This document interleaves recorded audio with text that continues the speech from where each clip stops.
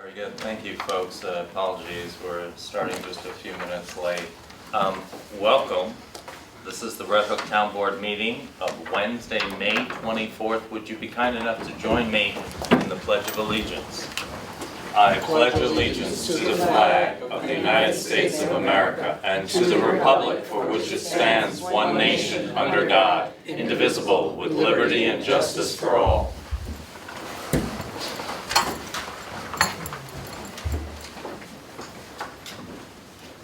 Thank you. And for the folks at home watching, tonight's agenda.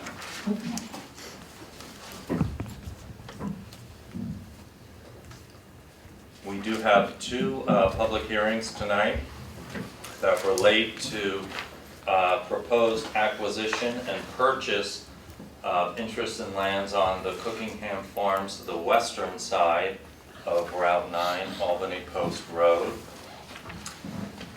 For tonight's purposes, we're discussing the acquisition. We're not really discussing what happens after the acquisition because that's a subject of further planning, and that goes before many boards, including village boards and town boards here in our relative governments. Okay. We have first on the agenda item after the public hearings. We'll be discussing and entertaining resolutions related to the same. We have with us our engineer, Ryan Morrison, there he is, who is going to be doing a final presentation on a NUIPIC grant-funded stream crossing management presentation. That's fancy words for culvert replacement so that the critters can get through. We have a resolution to go out to bid for HVAC system at St. Margaret's. If you've been following along with the various meetings, we are finally, after years, tackling the inside of St. Margaret's and making it habitable and accessible for future programming. Next up, we have a sort of a ministerial action. We're going to be approving at the planning board's request a task order to have our engineers review some work on the roads in order to facilitate that development at Preserve at Lakes Gill. We also have one item for reorg, and then we'll be entertaining our department and committee reports. Okay, so very quickly we'll go through a couple of announcements. We want to let you know, if you were at our last meeting, the Hudson Valley Community Power, the Community Choice Aggregation Program, the third round is about to launch. It starts in July. You have slightly different this time. You have a couple of choices, and including opting out if you would like to just stay with Central Hudson and those variable rates. With the town, and the town is joining with 11 other municipalities, there are two choices. You can get 24-month fixed rate, 100% renewable, or a slightly lower in cost, 50% renewable, also 24-month rate. That is just for the supply side of your bill. The distribution, all the electricity still comes from Central Hudson. Okay, next up, of course, we want to remind you that the Red Hook Memorial Day Parade happens this Monday. Line up at 9:15. Parade begins at 10 a.m. and it's that very abbreviated route, which is High School, turn left on Market Street to the center, and then go up the village, turn left, heading north to the Memorial Park for the ceremony. And I think it's only fitting we're talking about the Cookingham Farms and the legacy, because that property was donated decades ago by the Cookingham family, where the ceremonies take place. Okay. What do we have here? Oh, the folks at the New Development Traditions would like to remind us that there are public facilities there and private facilities. The dog park is one of those private ones. We do have our public dog park facility. which is near the aerodrome right off of Yance Road and Stone Church, and we'll be talking hopefully very shortly about some improvements to those parks. Diagram of that.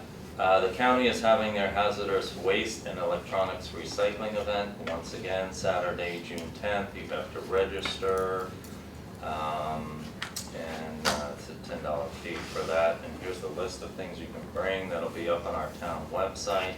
Take a look at that. And that's all I have except for one piece of good news, which is the Public Service Commission did approve our extension with Spectrum, our contract. The good part of that I'm referencing is the fact that new equipment will be coming to Panda, and we'll have Panda back up on cable very shortly. So that's terrific news for you folks at Panda. Right, that's what I have. Anybody else have any announcements? Okay, hearing none. Why don't we jump right on into our first public hearing, and that is regarding the purchase of interest in lands under the Community Preservation Program. Deanna, would you be kind enough to read the notice? Notice of public hearing regarding purchase of interest in lands under the Community Preservation Program at Cookingham Farm West in the town of Red Hook. Please take notice that a public hearing will be held by the Town Board of the Town of Red Hook on May 24th, 2023 at 7:35 p.m.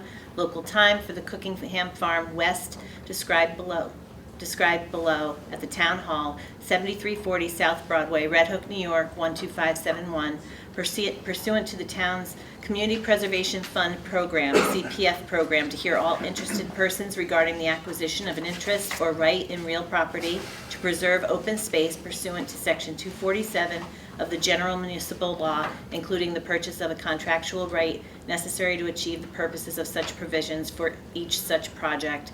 The town's purchase of a conservation easement interest and other interests is proposed to be financed from the CPF program. The total project cost for the CPF program acquisition is estimated not to exceed $1,115,000. Cookingham Farm West, application submitted by Theodore Cookingham for acquisition of a conservation easement or a third-party enforcement right in a conservation easement thereof with respect to approximately 80.5 plus minus total acres, a portion of which may include trail access and further acquisition of lands or rights in land of approximately 34 plus minus total acres with respect to the following parcels with the following approximate acreage, all located in the town of Red Hook, Dutchess County, New York.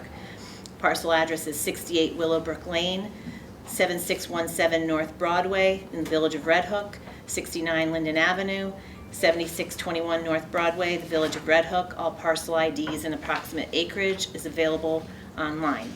All interested persons will be given an opportunity to be heard in person or by directing comments in writing to the Town Board, 7340 South Broadway, Red Hook, New York, 12571. All reasonable accommodations will be made for persons with disabilities. In such case, please notify the town clerk in advance at the above address or by phone, 845-758-4606, so that arrangements can be made. And please take further notice that a copy of said application is available for review at the office of the town clerk, Red Hook Town Hall, 7340 Red Hook, New York, 12571. By order of the Town Board of the Town of Red Hook, dated May 9th, 2023. Deanna Cochran, Town Clerk, Town of Red Hook. Deanna, thank you very much. I'm wondering, may we open this public hearing, please, and then we'll read the notice for the next one since they are intertwined and interrelated. We might as well hold them concurrently. At this time, I'd like to make a motion that we open the public hearing for 7:35. Second. Okay, all in favor? Aye. Aye. Thank you. So with that being said, may we enlist your aide, Deanna, to read the second public hearing notice? Notice of public hearing regarding purchase Cookingham Farm West in the town of Red Hook. Please take notice that a public hearing will be held by the Town Board of the Town of Red Hook on May 24th, 2023 at 7:45 p.m. local time for the Cookingham Farm West, described below at the Town Hall, 7340 South Broadway, Red Hook, New York, 12571, to hear all interested persons regarding the acquisition of an interest or right in real property to preserve open space pursuant to Section 247 of the General Municipal Law. The proposed purchase price is $2,110,000. The town is also considering approval of the acquisition of an interest under the town's Community Preservation Fund. If so approved, the assemblage acquisition would be subject to and offset by acquisition of a conservation easement and certain fee or other real property interests through the Community Preservation Fund. It is also proposed that a portion of the purchase price may be paid from funds available under Section 143-49.2. Cookingham Farm West, proposal for sale by Theodore Cookingham of an assemblage of approximately 114.8 plus minus total acres, consisting of the following parcels with the following approximate acreage, all located in the town of Red Hook, Dutchess County, New York. Parcel address is 68 Willowbrook Lane, 7617 North Broadway, Village of Red Hook, 69 Linden Avenue, 7621 North Broadway, Village of Red Hook. All parcel IDs and approximate acreage are available online. All interested persons will be given an opportunity to be heard in person or by directing comments to the town board. All reasonable accommodations will be made for persons with disabilities. In such case, notify town clerk by phone or at the above address. Please take further notice that a copy of said application is available for review at the office of the town clerk, Red Hook Town Hall, 7340 South Broadway, Red Hook, New York, 12571. By order of the Town Board of the Town of Red Hook, dated May 9th, 2023, Deanna Cochran, Town Clerk, Town of Red Hook. Thank you, Deanna. At this time, I'd like to make a motion that we open this public hearing as well. Second. All in favor? Aye. Aye, thank you. We do have a couple of written comments from the various boards and committees, but what I'd like to do before folks have an opportunity and we'd like to hear from you is put up a map for the folks in the audience and at home. The first map I have for you to take a look at excuse me, is both sides of Albany Post Road. These are the two farm assemblages. It's been operated as one farm over the course of the many years. You'll notice that there's a shaded portion of the properties and a portion that isn't. The shaded part is within the village confines. Tonight we are talking about the west side here, and if I could direct your eyes for a moment to excuse me, my arrow, my pointer here, I'd like to first show you down south of this property here is Abrams Park. If you live in the village, you're familiar with that. And in fact, the pathway for Abrams actually extends, unfortunately, into the Cookingham property. So that may be one of the things that gets corrected, is that lot line there. There's currently this acreage here south of Willowbrook and north here where my arrows are that is being farmed. This central area over here was actually mined for soil many years ago, and so it's not really being used for agriculture right now. You can see the proximity from our rec park here, these lands separated by the Sauk Hill. It has been a desire for many years to find a way to connect over from Abrams Park over to Rec Park. So that may be something that gets explored and something, of course, that would have to go in front of the various boards as well. There is planted over here groves of trees. And I think that's it. That's the house parcel over here associated with the property. There is a potential entrance over here on Mill Road. Significant, I think, for the folks who live in town, who are familiar with our water district. And here is the water facility right here. You'll notice that actually the property line goes right up until the structure. So there's barely any buffer available to protect And so there could be an exploration of perhaps doing an adjustment here of the lot boundaries to provide, since this portion isn't being farmed and is both wet and with trees, to provide necessary buffer here for the town's water facility. And I think that pretty much covers, as I said, tonight, what the board is contemplating with your input is whether or not to go ahead and acquire these parcels as part of our open space initiatives. We intend to use mostly community preservation funds. Those are funds that are dedicated for very specific purposes, and those funds are derived from real estate transfer fees. And those transfer fees happen when somebody buys a property that is above the median price for Dutchess County.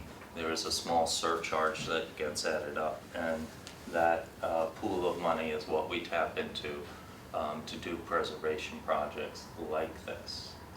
So with that being said, and I'll scroll quickly to the other photo here, which highlights just the west side, and you can see the soil qualities are very high over here. We have 70 acres of important farmland soils and 23.7 of prime, which is the highest quality you'll find in New York State.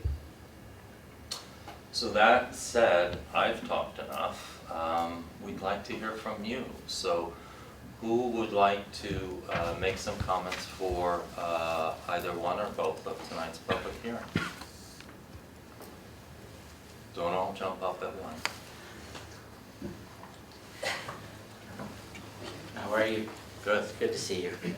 Come on, all you need to do is tell us your name. Sure. My name is Rick East, and I reside at 7605 North Broadway, right next to the Cookingham farm. As a matter of fact, Mr. Cookingham and his wife sold us our home 3 years ago. When we spoke with you the other day, Mr. McKeon, you said something about the small blue house that's on the road, that's on Route 9, that accesses that part of the farm, the 40 acres that are in parcel 564993. And you made a comment about what restrictions might be made on what could be built there, or how much that could be developed. And I was just wondering if there are going to be any parameters so that that would maybe prevent someone from putting a big house to the edge of the lot on that entire space. I think it's about an acre that runs to the north of our property before you get to Mr. Cookingham's home. Well, if a conservation easement is going to be placed on the farm parcel, those specifics will be worked out mostly with our conservation partners. They're the ones who have experience with drafting of the language. Obviously, this board will decide at that time whether or not the language and the land plan matches our goals and objectives. What's there right now is a small house that I believe was supportive of the farm labor or a rental house. But those comments, if you'd like to make some comments about that, please share it with us. Yeah, the other question is that I know that there are a number of us that are on Route 9 that go north from our home and beyond, that back up to Mr. Cookingham's farm. And in conversations with some of our neighbors, we each talked about wanting to eventually purchase an additional footage behind our homes to have, as you said about the water treatment facility, a buffer for our homes in case we were concerned, obviously, that the land might be developed in a particular way, and that would help us to have more of a buffer. Our property goes right up to the line of maple trees that line the old farm road, but we do not own the maple trees. And I was curious to know that when you sell this property from the town, once the town has acquired it, will there be, whoever purchased it, will they be allowed to subdivide parcels or parts of that farm in order to accommodate perhaps an additional footage behind our home or north of us, or on any of the homes that line 9 back up to Mr. Cookingham's farm? Thanks. Theodore. Who else would like to speak? I'll speak. Hey folks, my name is Paul Fletcher-Hill. I'm on the Town Energy Committee and live in Red Hook. I first just want to applaud sort of the efforts of the Community Preservation Fund over the years in terms of maintaining and sort of conserving open space and farmland. I think we can all sort of agree that it's one of the reasons that Red Hook is a special place, is because of the work that that fund has done. That being said, I wonder whether we can have a conversation about community preservation without also potentially talking about community housing. I think Red Hook, similar to many Hudson Valley communities, is sort of facing a looming housing problem where the demand to live here sort of far exceeds the current housing supply. And I think many of you have probably read the Dutchess County Housing Needs Assessment, and it paints a pretty bleak picture of the sort of course that we're on in terms of affordability and housing. And I think we risk, if we don't intervene in some way, ending up in a situation where a large portion of the community can no longer afford to live here. And I think that's a risk that is equivalent in terms of how it would change the character of our community to the risk of developers coming in and taking away farmland and open space. And so I would urge you all to consider whether, in conjunction with this purchase, we can add a similar sort of small component of housing, actually, similar to what we've contemplated on the eastern Cookingham property. I'm certainly not talking about any sort of massive apartment building or cookie cutter development. I don't think anyone wants that. Instead, I would urge you all to look at some of the projects in the Northeast, especially in Ithaca with Ithaca's Eco Village, or in Maine with their Belfast co-housing neighborhood. These are communities that have really successfully married housing with conservation and sustainability, where they design their communities from the ground up to be walking and bike friendly, which would be perfect for sort of the southern parcel here, because it's in the village and a easy 10 to 15 minute walk to the center of town. And they also keep electricity prices super low with on-site solar. They keep energy use low with energy efficient passive house design and heat pumps. And they are successfully integrating farming and agriculture with the community through like large community gardens and shared space. So all I would do is urge you to think more holistically about community preservation, not just about preserving the land, but also preserving affordability for the community. So thanks. Thank you, Paul. Who else would like to speak?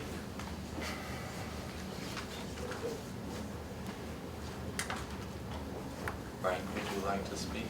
Sure. Thank you. My name is Frank Migliarelli. I live in Red Hook with my wife Liza. I want to echo what Paul just said, that there are amazing opportunities here, and I spoke before this board and urged you guys to kind of look at this a little differently. And I really do support the purchase of both parcels. I think it's a great opportunity. But I also think that there's something that we're not looking at, and I was flipping through the plan from 2019. I forgot the title of it. Community preservation plan. The preservation plan.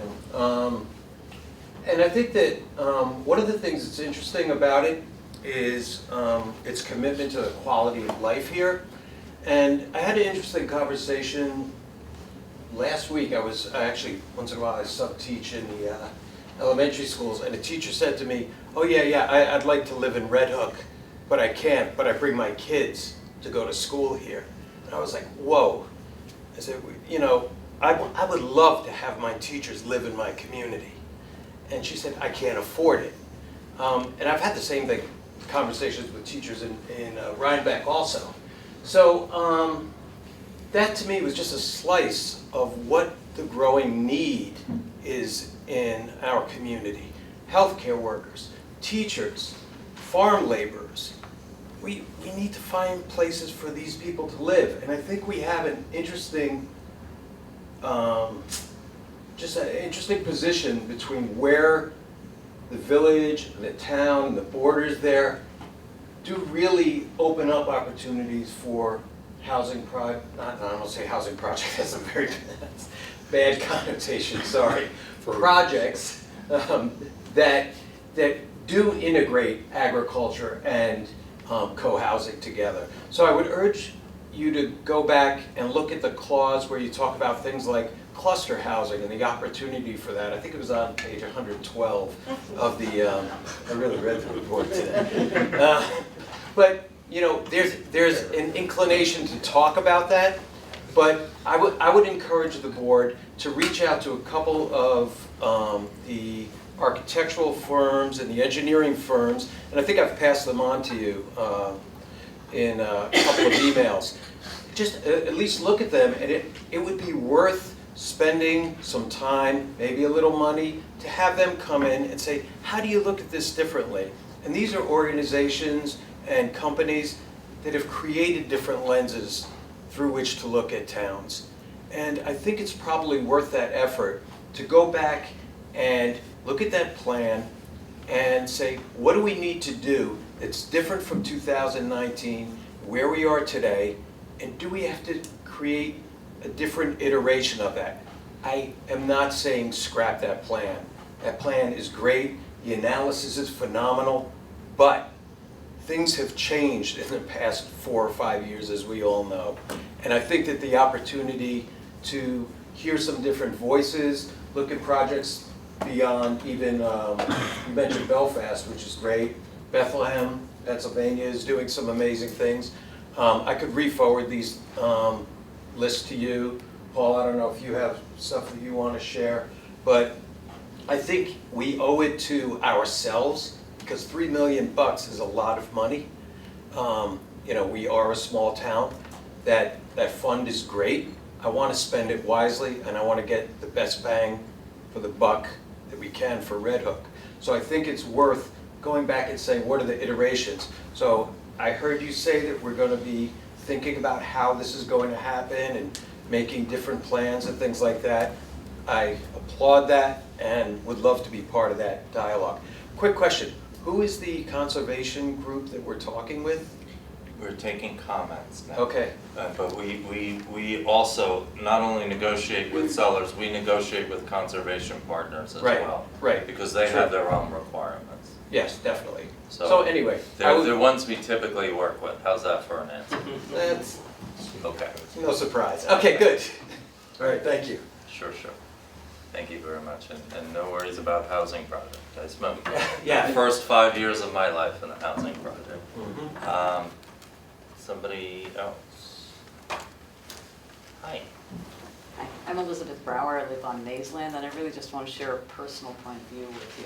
First off, I think it's great for the town and the landowners to be prepared to enter into this kind of an arrangement. It's a real boon to the town. From Maysland, it's a comfortable walk up to Abrams Park. I spend a lot of time up there. And one of the most attractive things about that place to me is to go to the top of the rise. I guess I've been stepping over on. You've been trespassing I've a been little trespassing bit. every time. We're gonna go easy on you, though. I should have confessed. Because that's a place you can be in this town, and within walking distance for those of us who don't drive, that has a long view. It's an unobstructed, uncluttered view. Across the open fields, over to the woods, even to the hills beyond. It's the place I go to find serenity, and I hope it stays that way. Thank you, Elizabeth.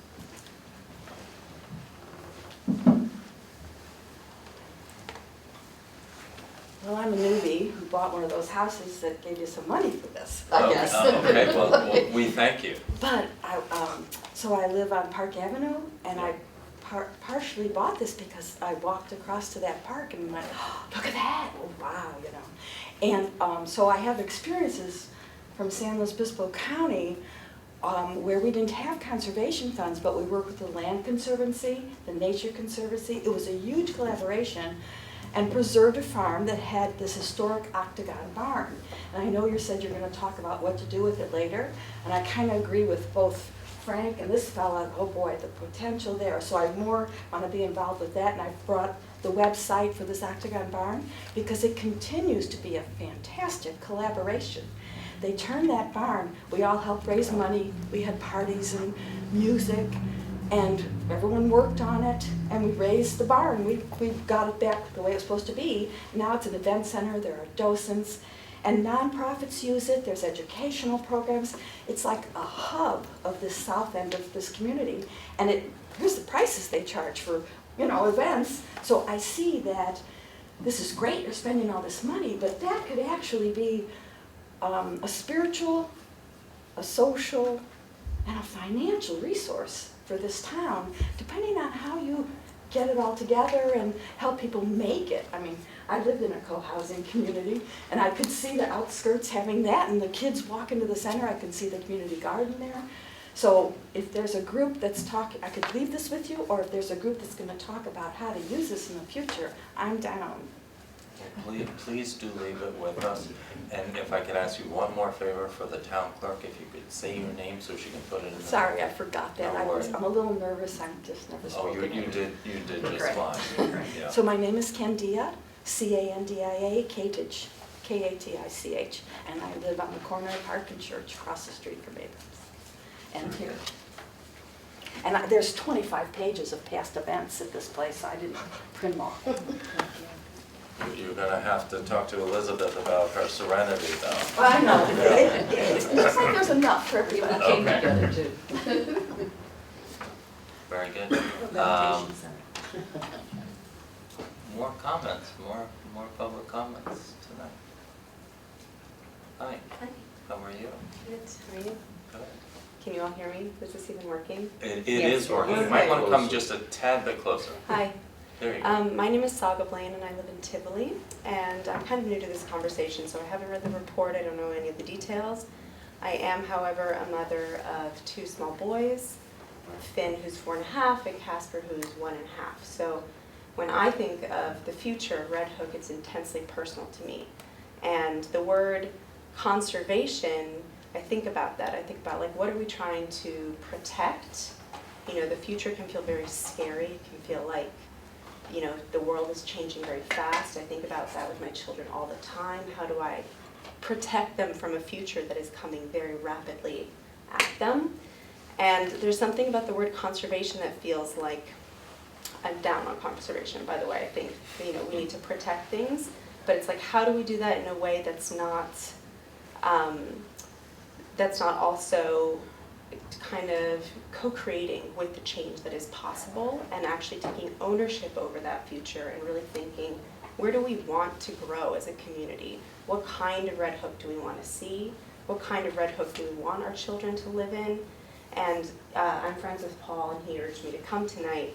And I know that, you know, he has a lot of ideas, and I'm sure I hear a lot of people in this community have so many creative solutions for how we can really come together, think out of the box, and it just feels like that's the kind of solutions we need to be employing, because the world is not going to look like it did before.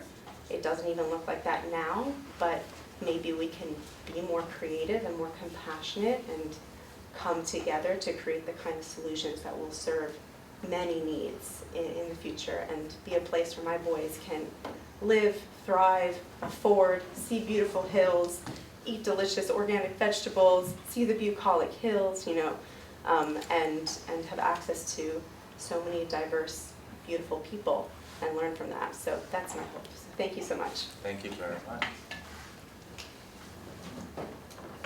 Others? It's not an auction house, but I might start pretty soon with going once. Going twice. Okay, I did reference we had some written commentary. I'll just summarize for you. The Trails Committee obviously is enthusiastic about the possibility of connecting the parks and the public having greater enjoyment of those trails, as you mentioned. We also have the Water District weighing in, and of course they would love to have a safe and a recommended buffer to the water facility. We did the CPF Advisory Committee, its requirement, we referred to them. They had their review very short and concise.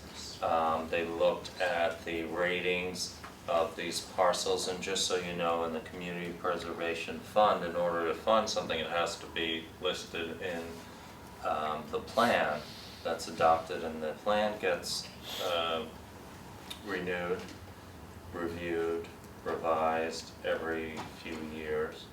And so they reviewed both the soils map and the aerial photographs and the parcel rankings, all the criteria. There's many criteria that are reviewed, and they unanimously voted to recommend that the town board fund this application to acquire.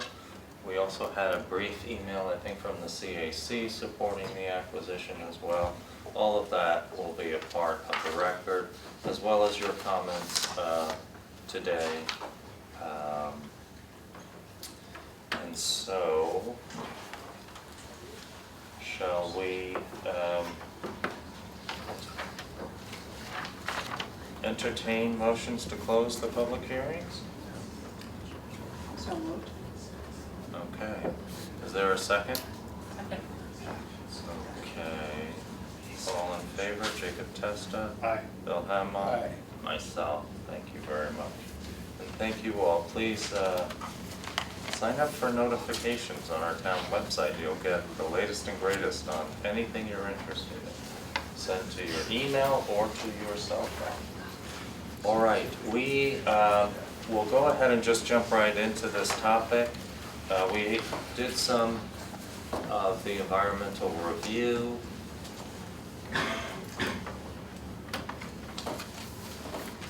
We do have our resolutions. Let's start off with EAF Part 1.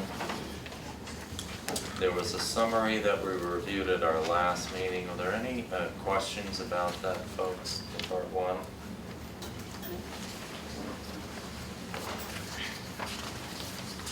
The summary that I'm referring to is right here. He says,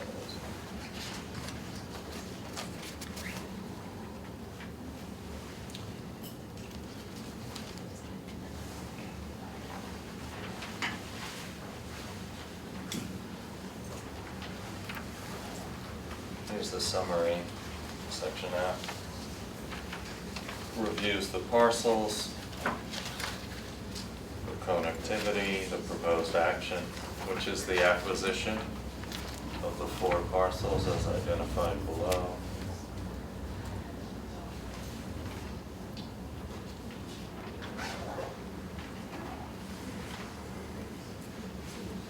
This planning for the future use cannot occur unless and until closings are conducted. Community benefits. Talks about the high ranking of one of the parcels in the plan, or extremely high ranking. The ecological and biodiversity importance. Just scroll through this. Any questions, folks, as we tackle Part 2 and Part 3? Did you have a chance to take a look at that as well? Do you have any questions about that? That seems pretty straightforward. Part 2 and 3, we should probably go through this, Yeah. you know. Chris, you want to walk us through? I can Sure. take a break This from is- talking. This is Part 2 that was prepared for you by Ted Fink, and the Part 2 identifies whether or not there are any particular impacts that are anticipated as a result of the action. And again, the action was very thoroughly discussed by Ted in the description of the action, in the extended description of the action in part 1. So in part 2, he goes through the impacts on land, geological features, surface water, groundwater, flooding, air, animals, agricultural resources, aesthetic resources, archaeological resources, recreation, critical environmental areas, transportation, energy, noise, odor, and light, and human health. And he proposes, and community plan consistency. And again, the question on that is it inconsistent with the community plan? Right, it's a double negative. And consistency with community character. And then he creates a narrative to explain the analysis on those and why there is proposed to be no, a finding of no significant impact. And so he points out, I think, several times in the original part 1 and also in the proposed negative declaration that the parcels are not, that what's proposed at this point is acquisition and not development. So that's the impact and review that is being undertaken here. He identifies the impact on historic and archaeological resources. He has a particular discussion about that, that there is no or small impact because there is an adjoining historic property that is next to, if you saw on the map, the parcels that are proposed for acquisition here, the Hendrick Martin Stone House. And again, he is identifying, if successfully accomplished, that the action may result in an opportunity to provide for a creative use of the site and the setting and surrounding parcels to the historic site, thereby protecting the integrity and historic character. So that is one of the findings in the negative declaration. As far as community character, he identifies with particularity for each of the parcels how they are characterized in the community preservation plan and what the potential issues are. Many of them include the protection of the water body, protection of public water supply lands, protection of prime and statewide important soils, providing potential connections, protecting opportunity for future recreation and trails opportunities. And again, these are opportunities for future planning to be undertaken once site control is acquired. That's basically a summary of the discussion undertaken in the neg deck. Think anybody else wanted to point out? Board members, any questions? No, so the notation, it's near a historic resource. Yep. Okay. And Chris, just I think Yes. I understand this, but just wanted to make it clear, any of the proposed plans that might be undertaken on the property in the future would go through a separate secret process Correct. at a later date. Correct, and the finding does say that. That's right. It's good to point that out. Any questions about part 2 or part 3? Okay, we do have a resolution related to seeker that we could entertain at this time, if you are so ready. And I apologize for flipping through so quickly for the folks at home.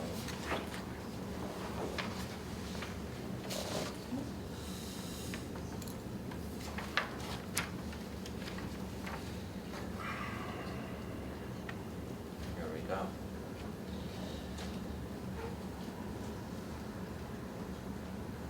This would be resolution number 34, dated May 24. It's adopting a determination of non-significance regarding the purchase of interest in property regarding, 2 regardings, I think we could do with just one, Cookingham Farm west of Route 9.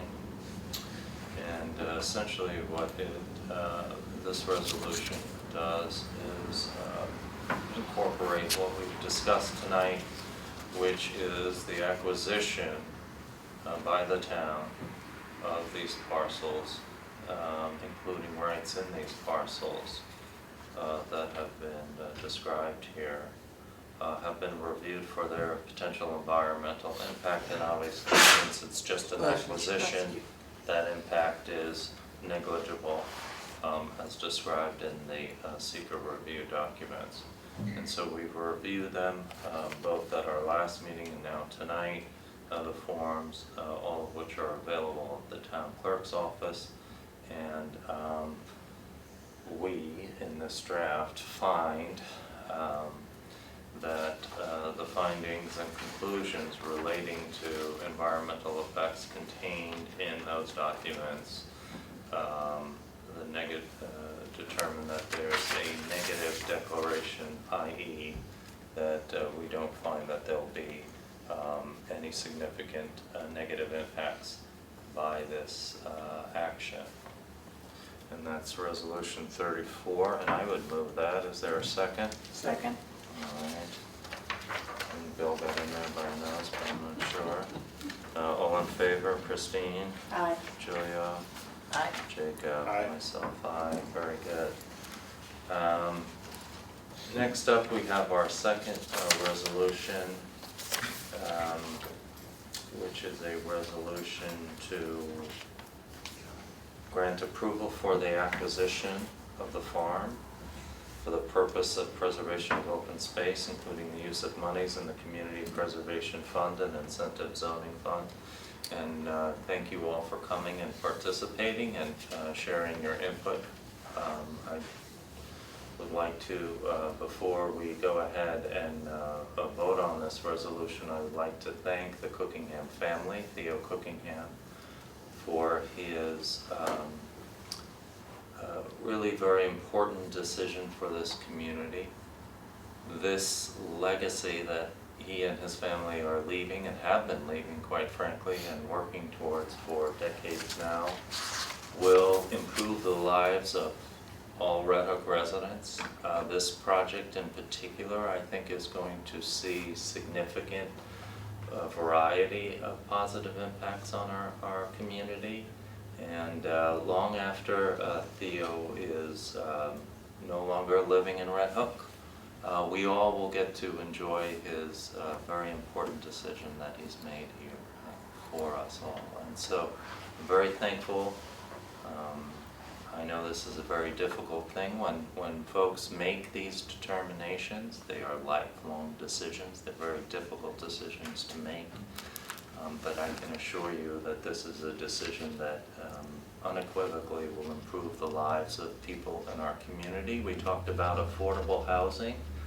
As you know, we are already well on our way of achieving the goals set out by the county's needs assessment for creating affordable housing. When people can finally gather enough nickels and dimes to live in our community, the question then becomes, what can they do when they live in our community?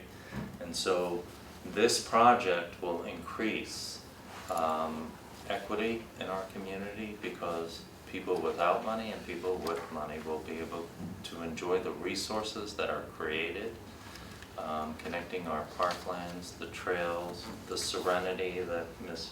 Brower referred to tonight. And so that's just as important as creating housing for individuals as well. So thank you, Theo, for all that you've done for us. And I'm very happy to propose resolution 35. And would anybody else like to make some comments before we move it? All good? I mean, I think this is a very exciting project, knowing, as you mentioned, you know, the family has a long history in Red Hook.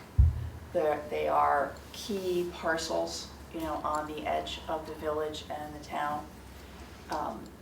The development of these parcels can significantly impact or change the way we can look at Red Hook. And I am very happy to be on the town board that is taking this significant step, following the guidance that we have received from the folks who live in the town, those of you who are here tonight and others, through the many processes that we've gone through over the years in getting and developing the CPF plan that was referred to earlier tonight, being one of the most forward-thinking communities in this area to even adopt a community preservation fund option a number of years ago. I can say, I was on the planning board at that point, I really had no concept that we would be doing these kinds of large purchases and property acquisitions, but that just goes to show that when you put the pieces in place and you plan, and then when opportunities like this come forward, you're ready and you can take advantage of them for the betterment of the community. And so for the many years that I was on the planning board, myself and the people who served with me said our goal was always to get the best possible project for the town of Red Hook and the people who live here, and I'm very proud to be saying that. I feel like I'm doing exactly that same thing here on the town board with these projects. Well said. Anybody else? And so I second. I think Elizabeth isn't here, though. Just broke the serenity. Okay, I think I moved resolution 35 with gratitude.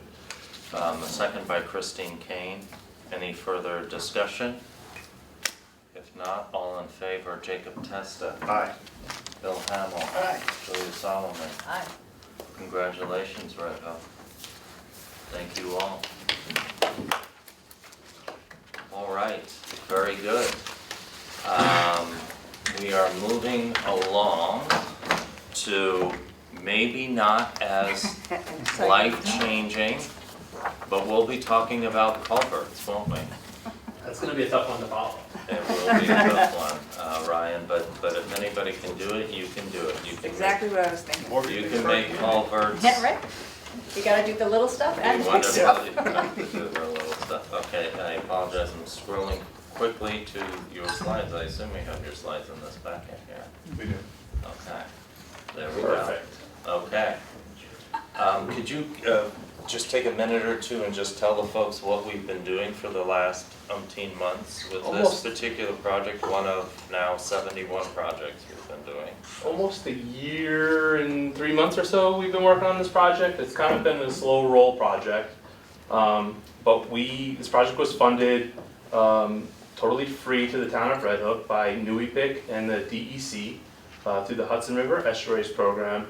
The project was funded to do an inventory of the road and stream crossings in the town of Red Hook and within the town of Milan. So we've worked in concert with 2 municipalities. When I say road and stream crossings, it's not, most people think of culverts as like all types of drainage, so it's only where a stream actually crosses under a road. So we inventoried all the road and stream crossings. We then went through a process with a stakeholder group to prioritize culvert crossings. We identified culvert priorities based on flooding concerns, based on aquatic passability concerns, structure condition, stream type and classification, and we came up with a top 10 culvert crossings. From the top 10 culvert crossings, we worked to kind of lower the priority crossings down to 4. We worked with the highway department and Teresa on that. We came up with 4 priority crossings. That was the last time I presented to the town board. We talked about prioritization and what final 4 we were going to do schematic designs on. Since the last time we presented, we've done the schematic designs, we've put some schematic OPCs together. We've then compiled all of that information into a municipal management plan. That's in draft form at the moment. I've left a hard copy with Robert this evening. Tomorrow morning I'll send out an electronic copy that can be sent to the board members. You can read through it, comment on it. Teresa, I'd like to get a copy and have her, provide any feedback on what we've provided in that report at this time. At the same time you guys are giving that feedback to us, we're going to provide it to NUIPIC and DEC in draft form so they can come back and just give us any feedback regarding wording or anything like that. We'd like to wrap that whole municipal management project up sometime in the month of June, which is here already, believe it or not, because I think we have some opportunities in the future for some additional funding. Robert, could you scroll down a slide? Maybe 2 slides now. As soon as you explain to me how you're getting all that water into that one culvert. That would be tough. That would be tough. The little undersize, for sure. Keep going. Talked about Newly Pick funding. Actually, that would have been a great slide while we talked about what we've done so far. But as you can see, we're all checked off. Before I get into talking how we sized culverts for the community, we kind of talk about 25-year storms and 100-year storms, but that's kind of abstract. It's hard for people to kind of place where that falls. I like this little chart as kind of a way to give that some meaning. A couple of takeaways from this chart. This chart is highest rainfalls over a 24-hour period out of Poughkeepsie, which is one of the local weather stations around here. You can see on the bottom there that the top, I think it's 4 storms, all are from 2005 or sooner. What that's really trying to tell you is that we're getting higher intensity rainstorms. I've also placed some markers there for where a 25-year storm based on design guidance would fall within those storms. So you'll see a 25-year storm. We've had 2 storms since 2005 that have been over a 25-year design storm, and then we've had 1 storm over a 50-year storm. And while this talks about storms on a 24-hour period, we've also seen higher intensity short duration storms, where maybe we get 3 inches in 2 hours or something like that. So this doesn't really capture that, but it gives you an idea of where these storms may fall. I think the 2011 storm was Irene, for those of you that may remember what happened there. If you could scroll down, Robert. So the 4 culverts that we prioritized last time we were here were Willits Drive West, Willits Drive East, a culvert on Sangstack Lane, and then 1 on Fraley. And then I'll go through each one of these, Robert. You can scroll back up to the top one. Sorry, down 1. Willits Drive West was an 18-inch diameter HDPE culvert. It was listed as a severe barrier, mostly because of the outlet drop, which can be seen in that lower picture. It was in okay condition, but it was a town priority due to flooding conditions that occurred at the culvert. I'm sorry, this one was a town priority because of flooding conditions and cover conditions underneath the roadway.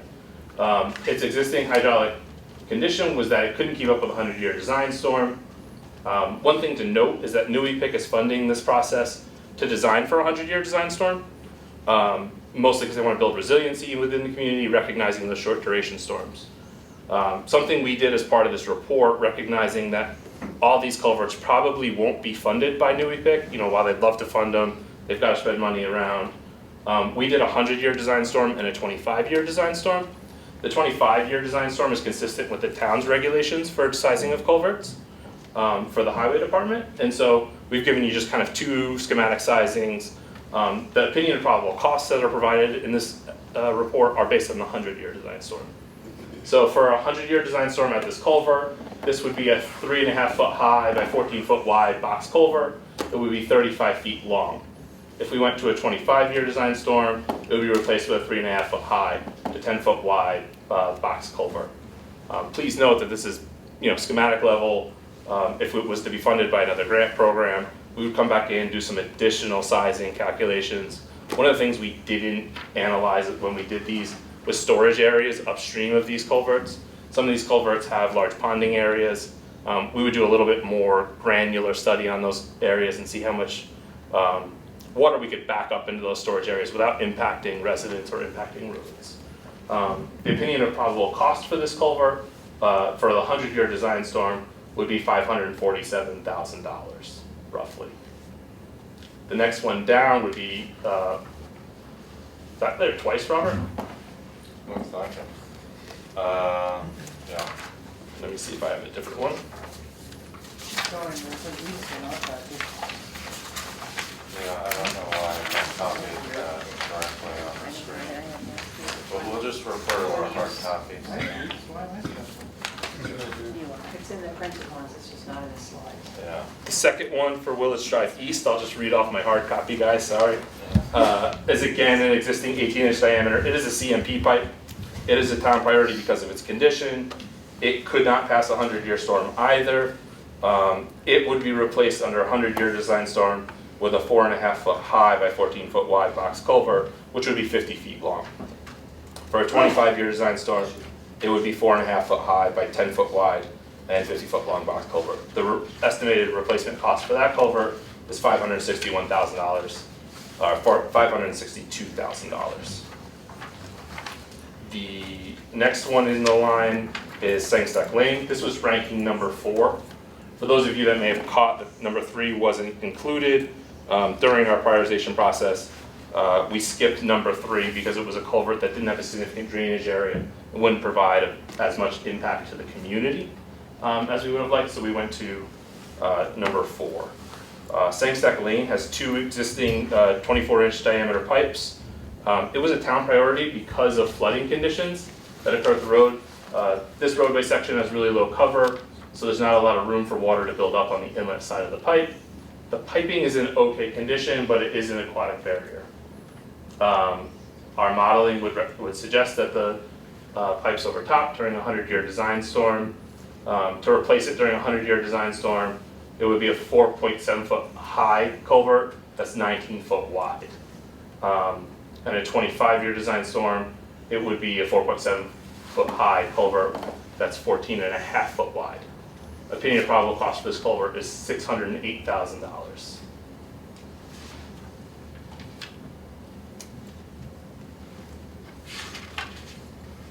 We were in a good mood until you started. I'll try and make you guys in a better mood in a minute.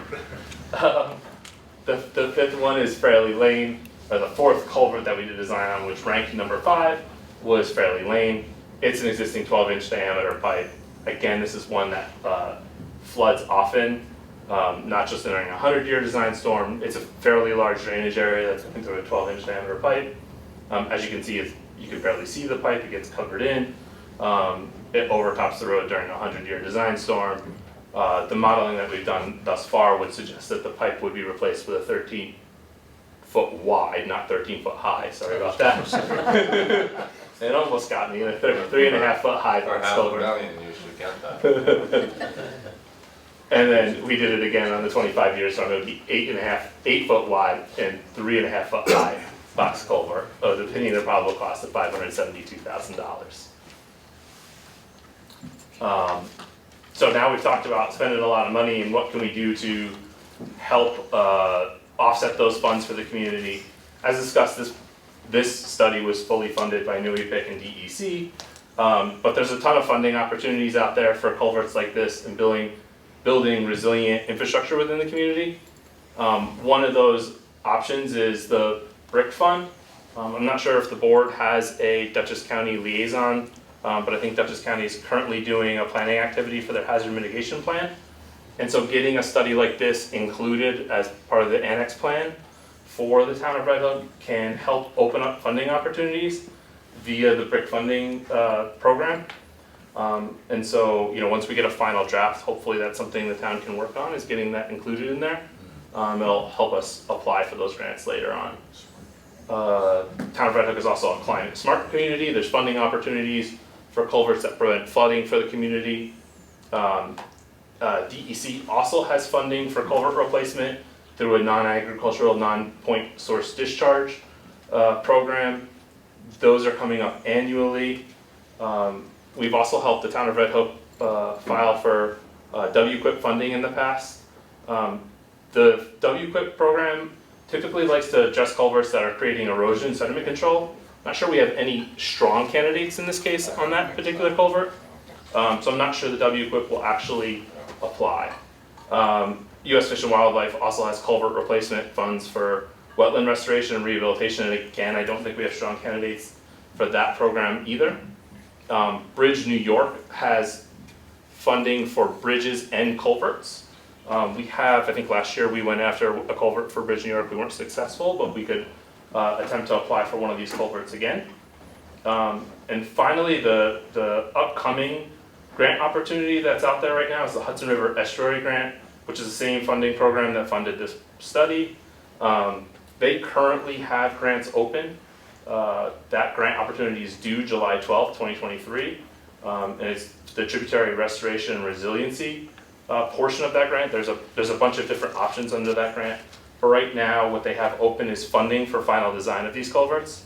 This would be pick a culvert within the community come up with a final design for that culvert, and then in the future, I'm gonna say in the past, they have also funded construction as a separate job, so they want you to come with what they call a shovel-ready design, something that they know what the final costs are and they can provide a grant for, and then they'll fund the actual construction of it. Realizing that they're trying to fund a 100-year design storm culvert, which is not something communities are typically doing. And so that's something that we can, after Teresa's had a chance to look at it and you guys have had a chance to digest what's in the report, if we can pick up, a single culvert and everyone agrees, we could help the town apply for that grant for a design. Ryan, what's the percentage, is that a match, it's gotta be a match, so you're only doing They're- $650,000. They're 100% funded. So it's just $650,000 available for only communities within the estuary, but they fund 100% of the design. So there's no match on behalf of the community, just like there was no match for this project. So they would fund one culvert? No, that's not the construction, just the design. So they'll fund multiple designs. Okay. Yeah. In the future funding, they would open up, it would have different funding available. They may have $2 million available if they were gonna fund construction. Thank you. Sure. What's your criteria for deciding which ones of the four that we would want to seek? I mean, the estuary makes perfect sense. I mean, they've encouraged us all these years through a lot of the work that we've been doing. And I think they'd be greatly interested in doing a project. I can't Yeah. speak on behalf of them, but I think Yeah. they are interested in working in the community. I think we would like to talk with Teresa a little bit more. You have one that is a condition issue at the moment, and the other three are funding. Yeah. Depending on where the town's at, as far as replacing the condition culvert, the problem with funding a culvert that was a condition problem with this grant is it's probably a 2-year roll, maybe a 3-year roll. As far as by the time you get grant for year 1 to design it, and you get the grant in year 2, you may not be constructing it till year 3. And so if the condition culvert can hang on that long, maybe you consider that one. If the condition culvert can't hang on that long, you may want to go after one of your flooding opportunities. Right. Well, we Does have the a- estuary prioritize aquatic organism passage, or do you feel that any of these would be competitive? They all got ranked high because of aquatic Okay. yeah. passage, so I think they'd be interested in funding any of the 4. Turns out all those side-by-sides that were installed over the years were bad for Pretty good, yeah. everything. Bad for stormwater management, bad for aquatics. Well, so kind of piggybacking on that, I would just say, I mean, these are some pretty significant numbers, but I think based on all of the data that you showed and the conversations we've had when you've been in front of us in the past, I think my preference would be to do it right, to build for the 100-year, take them a little more slowly as the funding is available. I don't want to be putting in 25-year storm culverts at this point. I don't think it makes sense. Agreed. And there's some maintenance benefits there. When you have side-by-side culvert, you have town highway department that's gotta come out and clean out sticks and branches that get stuck in them and they get clogged and flood. Where if you have a wide opening culvert, you tend to be a little bit more maintenance friendly for these Yeah. designs. Yeah, Is the one on Singstacks Lane, is that close to the work that was done on the culvert recently? That was the bridge that was done recently. It is, it's just upstream of the bridge. Okay. Yep. So would this cause a problem, because this is flooding, with any, to undercut any of the work that was done? I don't think so. It's really a flooding concern for the road itself and for, emergency services to get to the northern port of Sangstack Lane. Okay. Do you have an initial, thought about whether the condition situation could wait long enough for the multi-year? I think it could. Yeah. I mean, I guess I would like to stick my head in it one more time before I outright said that. But Right. yeah, I would. I from the last time I saw it, I think it could make the time, the 3 years. Okay. Thanks. Sure. Well, I think, we'll take up the question of where to apply, or said another way, where not to apply. But certainly, I mean, if you all agree, I think it makes sense for us to get ready to do an estuary grant. We've been working with the estuary program for years, and I think they wanted us to go through these necessary steps. Do you have some sense of how much it would cost to do a full design? Range? No, okay, we're not gonna put you on the Yeah, spot. sorry. Thanks, Ryan. If we were to go ahead with the full design, but then, because of changes to the program structure or something, the implementation funding were not available, the town is in no way committed to follow through. Absolutely not, no. The main point is they want to further these projects and they understand things come up. We have had a problem come up with another community where they just had to allocate, the construction is a match. And so we were working with another community and they had other infrastructure needs that they just couldn't afford the match at that time. And so that has not been an issue so far.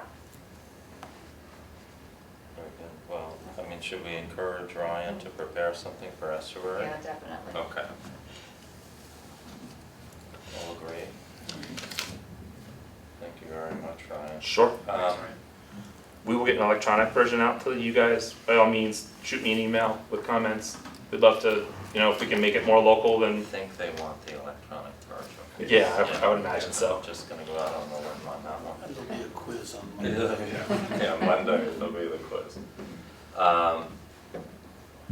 May we impose upon you to hang around for a few extra course. minutes? Because we're gonna try and work our way through, trying to understand, or maybe we'll just ask you now if you don't mind. We're gonna jump around. We had some communication from our highway superintendent regarding our trucks and staff and dirt piles. Can you help us understand, because I frankly couldn't make heads or tails of what was being said in some of those memos, but first of all, there's some representation that the soil pile may not be clean fill. Why would we think that? Certainly nothing has been indicated to us that would make us think otherwise than it being clean fill. When we did deep tests out at the project site, when we were building the synthetic turf field, the material appeared to be in situ, clean fill, that was consistent from 6 inches below the ground to, I think we dug down to 7 feet as part of those deep tests. It was all consistent, didn't appear to be imported fill that was irregular for the area. During construction, there was no evidence of any contamination. While we were doing the excavation, we didn't find any pockets of material that were concerning or any dumping piles or anything like that. And then since then, there's really no reason to believe that it's been contaminated while it's been stockpiled. So I'm not sure where the concern over the fill has come from. Right.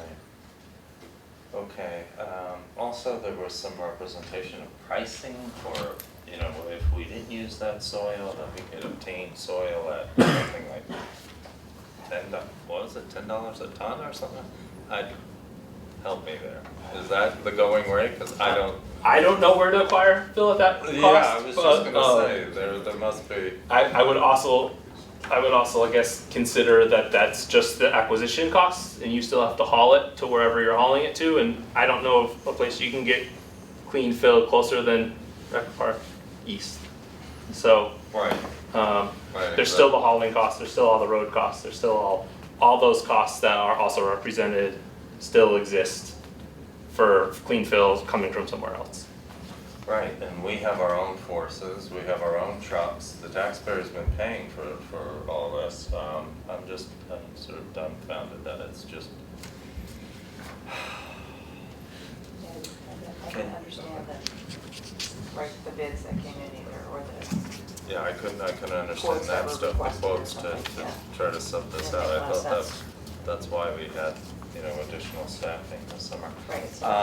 Can you get with Brandy and with Teresa and come up with what the cost would be, please, for us if we were to use our already taxpayer-funded forces, already taxpayer-funded trucks, and equipment to move the dirt from one side of the road to the other?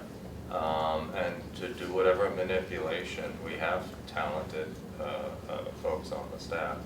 Come up with what that would cost in terms of, and get with and our bookkeeper so we can figure it out. Confused about like building a whole new road and the cobble road that was in there. I mean, we've got the driveway and the road that we put in at Rec Park West. Sure. So. Well, the soil's going down on the other part, right? It's Yeah. going down on the southern part, it's gonna be brought to terrace for the fields. We need to get going with that because we may wake up someday and we may need to provide soccer fields and the like sooner than we think. I have also discussed with the county the project, and so there is a need for a little bit of a formalized entrance there. Okay. One of the concerns would be tracking of material up out of the field as we run trucks in and out. We're going to reduce the amount of grass coverage that's there it's just gonna be a dirt road. Right. And, Well, I guess my question is, is there some reason we can't go in on the road that, not the empties right now? Yeah. Like, we can't go in on the road Too we have much now and go disturbance over there. that way. There's too much disturbance if we go that way, if right? you go through that road, there's too much disturbance, there's quite a bit of elevation drop between the Right. two. Right. Right. It would be a little awkward for equipment. We also don't have, there's wetlands on the low side if you, and there's also supposed to be a stormwater pond in future versions of that master plan. Right. If we ever build out the parking lot, there's supposed to be a stormwater basin that's along the wetlands that are already existing that would discharge down into the wetlands. So we wouldn't wanna like impact that area to where it didn't have any ability to get infiltration. In an ideal world, the county seems on board with just providing, whether we call it a temporary entrance or a service entrance for the rec park. They seemed open to the idea of having a service entrance for the rec park. Sure. Where you could bring equipment in or anything that wasn't part of the parking lot or anything like that.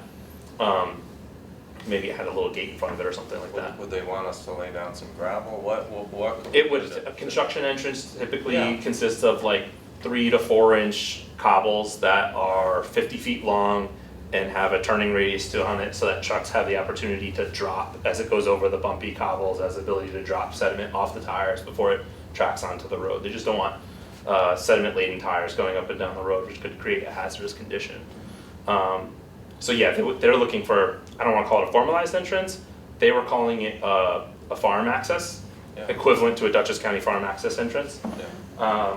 And so that's what they were interested in looking at. I will tell you that neither of us have stuck our head out and looked at site distances at the moment, but that would be something we do as part of the application, and just pick a portion along Right. where that entrance ends up.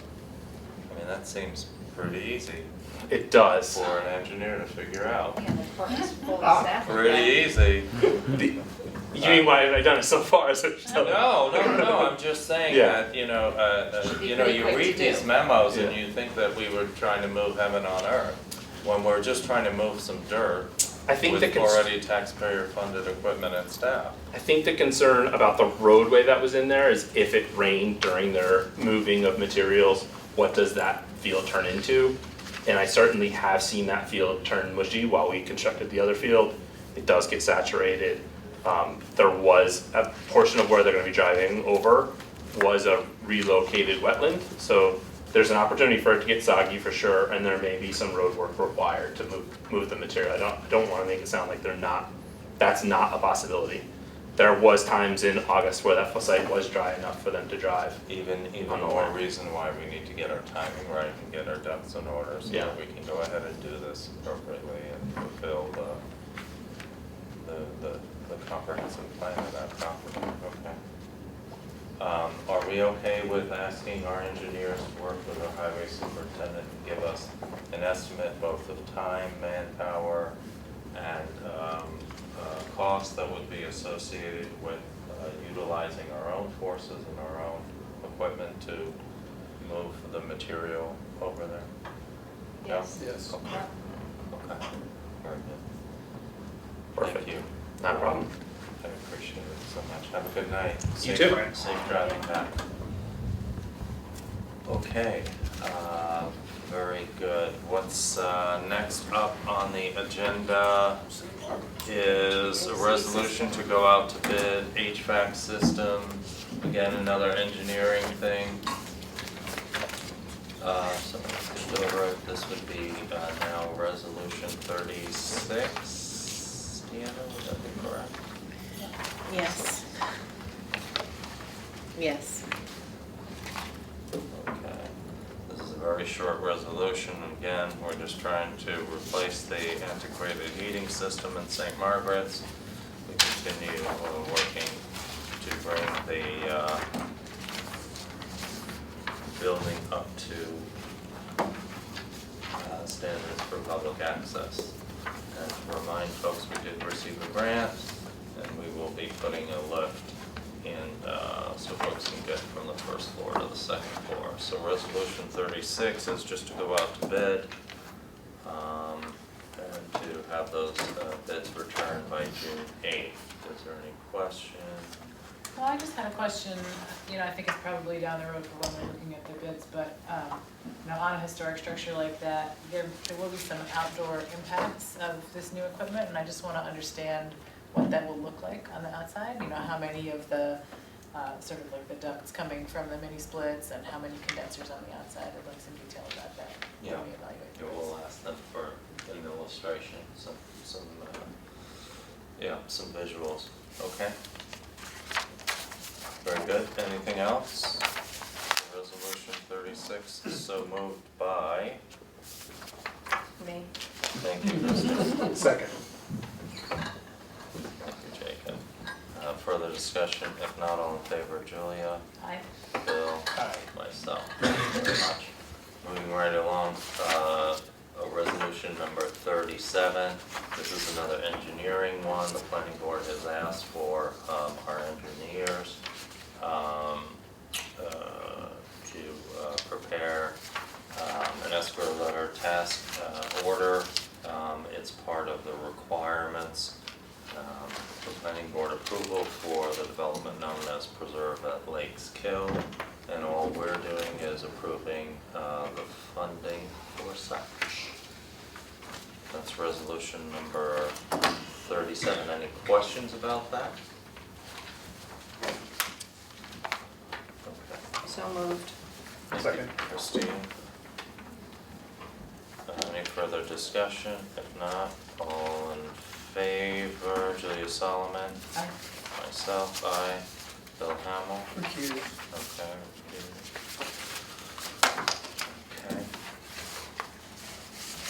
Next up.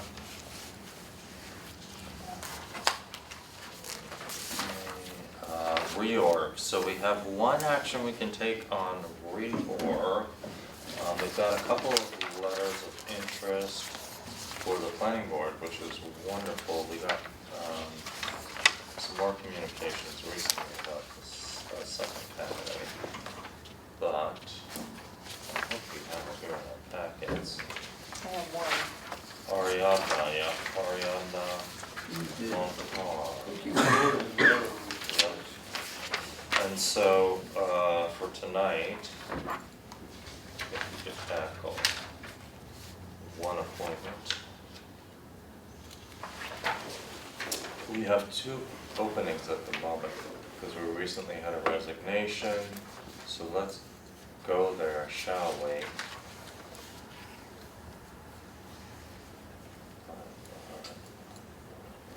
Here we are. Okay, so two vacancies. I see we still have Lou Rose on the list, Deanna, so we would want to call that vacant for now.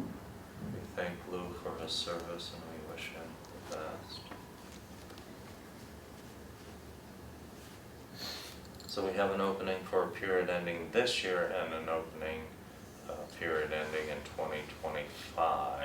And so the chair of the planning board has met with this candidate and strongly recommends this candidate for the planning board. So we want to, we put her into the 2025 slot. Yeah, that's what I was thinking. Bill, I agree. do you agree, Julia? Okay, Jacob? Sure. You don't want to be different, huh? I'm not soliciting, I just didn't jump in first. okay. Nobody else can be there. Well, first of all, we'd like to thank Ariadne, you know, am I gonna say it? Ariadne. I said Ariadne, right, okay. We wanna thank her for stepping up. These are 7-year appointments, although she's filling a vacancy for 2 years and change, but whether people fulfill the full 7-year term or not, it's a commitment, especially with the planning board, because it's a twice-a-month meeting. There's documents to review, and you are tasked with balancing the interests of both the public and the private. And so we really appreciate people volunteering for these important boards. And if you would like to join one of our committees, we still have a couple of vacancies. All right. Christine, I wonder if you made a motion, since you have a little experience with the planning board, don't you? Yes, so I'd make a motion to appoint Ariadne Monterre to the currently vacant position on the planning board through 2025.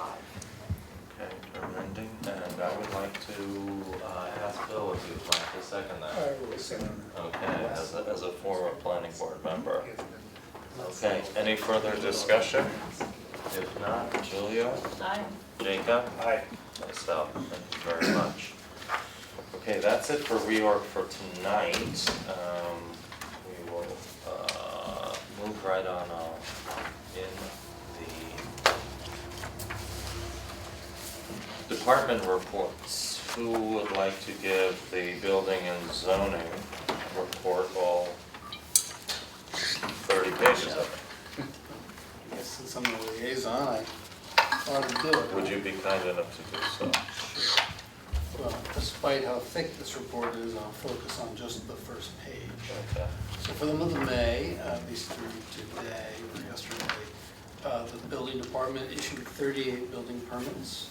They conducted 84 inspections. There's a lot of building going on, so they spent a lot of time out in the field checking on them, making sure things are done according to law. They issued 16 certificates of occupancy or of completion, and the revenue for the month was $10,670. Very good, thank you very much, Bill. Of course, I should have been scrolling through the report while you were talking. Well, and it has, the report, if anybody's interested, I mean, it shows every address, every permit, every place where inspections were conducted.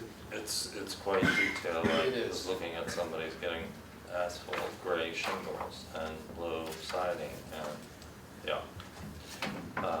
Okay. There will be an end to this report. Okay, here we go. That's That's the the end. pie chart. Police, Bill, it's you again, isn't it? Busy, aren't I? So for the month of April, our contracted services with the Village of Red Oaks Police Department, they logged 96 incidents, calls that they went on. They also are now doing work for Tivoli, which they logged 15. They issued 37 uniform traffic ticket, the moving violations. And they made 3 arrests. And the report again is detailed as to all the different types of calls that they go on and what they're for and the location, if anybody's interested. Okay. Thank you very much. There they are. And I will point out that, once again, welfare checks is always the largest, Good. because they're the first responder to calls about concerns about people. Very good. Well, it's the Bill Am I show being tonight. punished? You are. Just getting it out of the way early. Okay, because I'm the water board liaison. So there are 2 reports. Every year, the water department issues an annual report for the prior year's activities, and who the people are, what they're doing, and then primarily the issues related to their goals for the next year, as well as income and expenses, how much money they have in their reserve funds, and things of that nature. I think the most important thing in this report is the issue that they've been working on and trying to get a consensus about the replacement of the tank. It was a debate between whether it should be rehabbed, which is painting and stripping and basically rebuilding it at a cost of about $750,000 to $1 million, good for about 10 years versus a complete replacement, probably 3 million plus, but good for at least 30 years. Our current tank is 30 years old plus, and their consensus is that it's best that we would try to find a way to replace the tank. Last time, 30 plus years ago, when the tank was built, we received, I think Bard College paid for half, was it? That's correct, that was part of the agreement. Yeah. They've expressed a desire to contribute as well this time. Yeah, since we provide water for them. They have their own water, but we're a backup source. So that's the report, the annual report. And then the secondary report is just the monthly report, which sort of is a week, daily, monthly report of how much water is being used on which wells. The only thing, and the tests of the water quality, which is excellent here, and certain repairs that need to be done, filters that have to be replaced, things of that nature.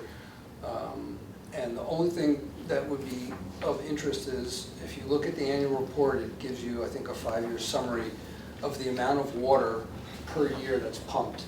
And it's gone down, and it's not, they've intentionally lowered the pumping capacity of these wells. They can do up to 150 gallons per minute, but because they're just not using as much, except for the 1 year when we were all in lockdown, when everybody was home and there was a lot more water, and it was a higher cost. Other than that, they've found that it actually saves us all money by pumping less water and using less water. So.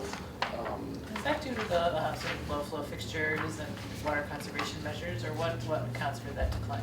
I'm not really sure, but my understanding is that it's not that there's so much that there's less water being used, it's that they are pumping less water because they don't need, the amount of water being used is on the chart, it says how much, but it's the amount that we were pumping, we were over pumping essentially. And so why waste water?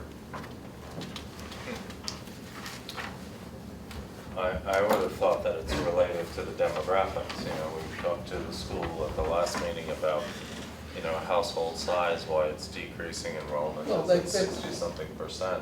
But the number of, Less people, less showers, right? but the number of households that are on our system Yeah. is pretty static. It's like, No, the size of the household. oh, the size, oh, number of people? Dramatically, sure. Yeah, and if you look at 1 year, sorry. Newsflash, some of Sorry. us are aging, Aging, and I know, the kids I aren't know. living at home Or anymore. you were teenagers, Right. less water used. Yes, Right, much right, less, it's all at your house. But you yeah. would see during the year of the pandemic, there was a huge spike in the use of water Sure. because everybody was home all Sure, day. exactly. And they had to stay as clean as possible, being in confined quarters, yes. And that's that. Great. Thank you. Okay. Take a break. Take a break.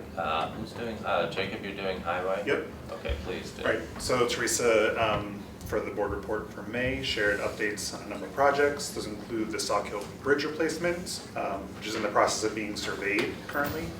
For the truck route, Creighton Manning has given the information on the route to the New York State Department of Transportation and the Dutchess County Department of Public Works for review. For the Forest Park drainage study, it's currently under review by Ty and Bond. For the salt shed replacement that Teresa's been asking about, Ty and Bond has been looking for grants to help the replacement costs. The fuel pump upgrade installation is scheduled to begin yesterday, so I don't know if we have an update on that yet. It But did start, yes. They were out there again today working, yeah. Yep, so that's good work.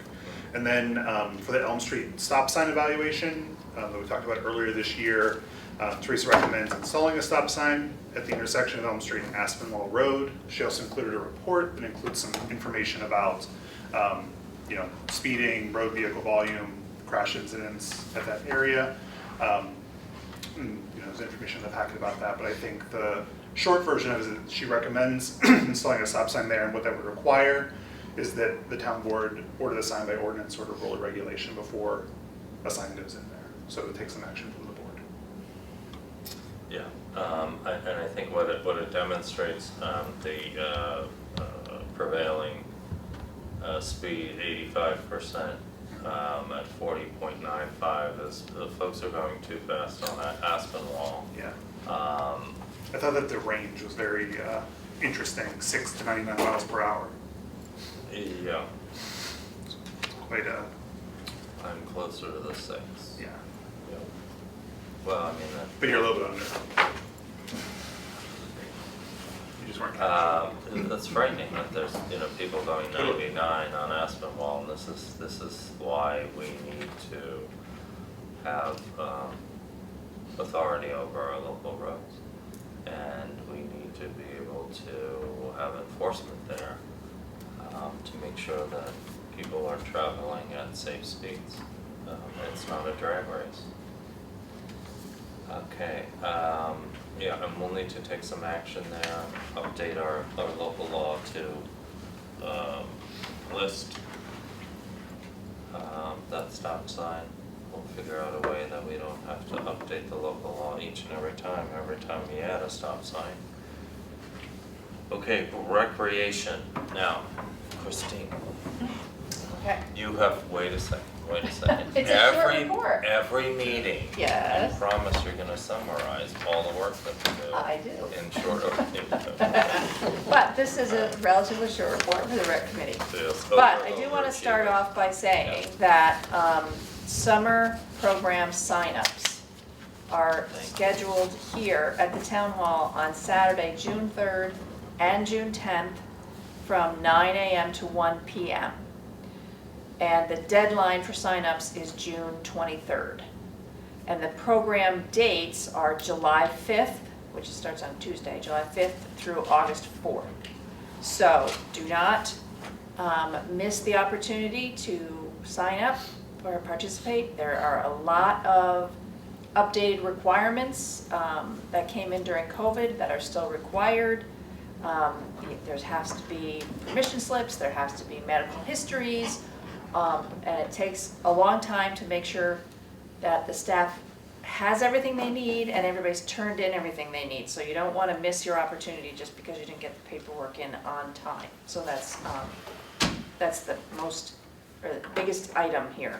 And there is a brochure that lists all of the various programs, which I think is probably on the town It website, is, right? it Yeah, is it's on the town website. yeah.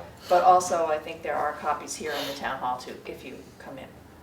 So aside from that, a lot of work on getting the parks open, particularly a lot of work in the parking lots with striping and signage and repainting bollards, and it's just a tremendous amount of work and a lot of detail work to get all this ready every year.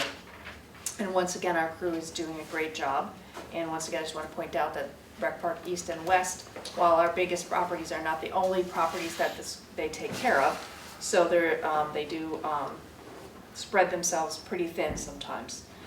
In an effort to maximize our resources, we talked about before having already taxpayer-funded equipment and such. A pickup truck was transferred from the highway department to the rec department. And so that's going to be registered and inspected, and so that they have a truck at their disposal for moving around between all of those different properties. Just a quick correction, building department to rec department. Oh, sorry, building department, yes, sorry, thank you. And various trail work going on, seeing a lot of use of the trails over in Rec Park West. We are going to have to look into how the maintenance is going to be handled on what we're calling the Winnicke, the Winnicke piece that we worked there, and how that's going to be planned, because it seems like our team doesn't have the resources for equipment or time to do those, so we are going to have to address that. Okay. So, how was that? That was great. There you go. Well, ever gives Followed complaints. with more details.